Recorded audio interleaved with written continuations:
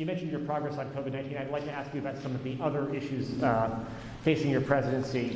One of the defining challenges you face in the coming months is how to deliver on your promise to Americans on issues like immigration reform, gun control, voting rights, climate change.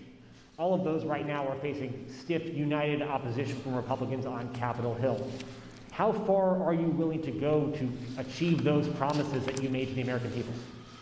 Well, I'm good. Look, when I took office, I decided that it was a fairly basic, simple proposition, and that is I got elected to solve problems. And the most urgent problem facing the American people, I stated from the outset, was COVID-19 and the economic dislocation for millions and millions of Americans. And so that's why I put all my focus in the beginning.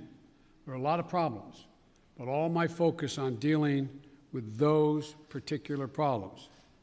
And the other problems we're talking about, from immigration to guns and the other things you mentioned, are long-term problems. They've been around a long time.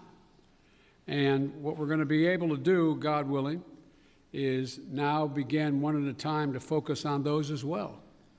And whether it's immigration or guns or a number of other problems that face the country.